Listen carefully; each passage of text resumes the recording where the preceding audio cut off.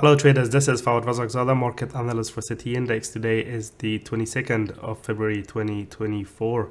So all eyes are on the Nvidia stock following its robust earnings results, causing the major US indices to rally sharply overnight, with the S&P 500 hitting a fresh record high.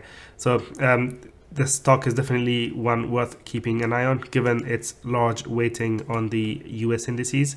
Let's see if it will stay above this gap or come down a little bit and close it as the US session wears on. But definitely keep an eye on this if you trade the indices. Meanwhile, if you look at the S&P 500, it has broken to a new record high, breaking its previous high that was hit earlier this month at 5,049. Breaking in the process the 5,000 psychologically important level, which is now going to be the most important support level to watch should the index come back down a little bit from its current levels. A potential close below the 5,000 level would potentially be a bearish signal, although I would be now watching this black level right here at 49.19, the most recent low prior to this latest move up, as the trigger point for a bearish trend to emerge should we get there.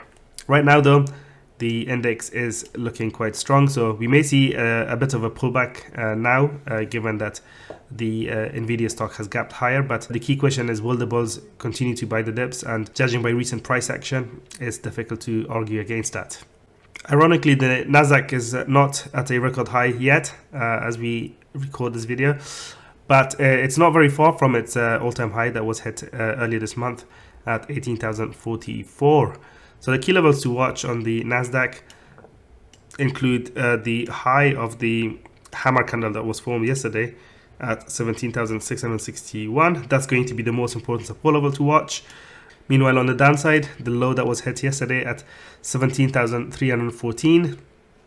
This will be kind of the line in the sand insofar as the short term is concerned. Should we go below that level, I think that could trigger some stops and potentially lead to a correction of some sort, with the previous record highs that were made in the previous years in the shaded blue area. That to me would be the next logical support area to watch in the event of a breakdown, but we'll cross that bridge if and when we get there. For now, the trend is quite strong, and the key question today is, can the rally hold? And if it does, then we may very well see fresh record highs on the Nasdaq 100. Now, the US markets are not the only major indices hitting records. The Japanese Nikkei rallied to another record high overnight.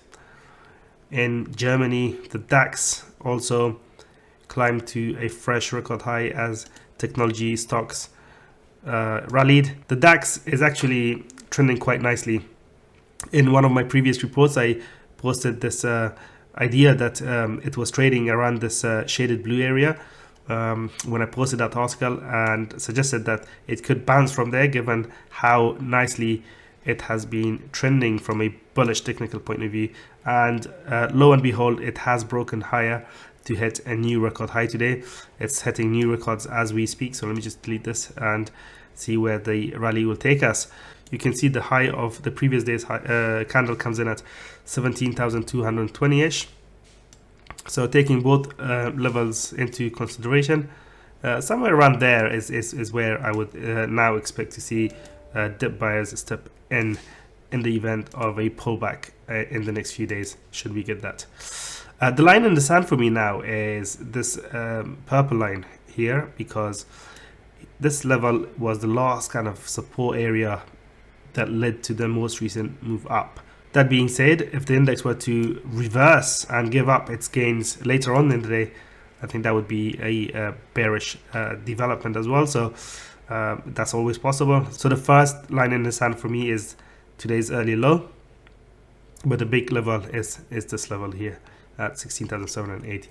Now, in terms of economic data, this week has been a quieter one. We did have the FOMC minutes, which conveyed hawkish signals from the Fed overnight, and the dollar didn't react in the way you would expect initially, as it weakened, but it's now coming back up a little bit. The dollar index here, you can see that it's printing a hammer-like candle on the chart on the daily time frame, finding support right where you would have expected at around 103.50-ish. This level was resistance for much of January when the index tried to break above this level, but on so many occasions couldn't even post a close until it broke out earlier this month. This big candle, as you can see. Since then, it went on to break the December high before retreating. Now it's bouncing back where it was previously finding resistance from at 103.50. It's back above the 200-day moving average, printing a hammer candle. If it closes like this, it would send a strong technical signal for the days ahead. So with that in mind, let's have a look at some of the major currency pairs, starting with the euro dollar. Now the euro dollar is turning lower right from where I had highlighted in my previous article posted earlier today, which you'll be able to see the details on City Index. And this area was previously support and resistance. As I mentioned in my report, there was no justification for the dollar to sell off because of strength in US data and rising bond yields. Speaking of which, the US 10-year bond yield has broken to a new high for the month, reaching its highest level since November of last year. So the bond market is continuing to display signs of concern about inflation, and they expect interest rates to remain elevated for a while yet.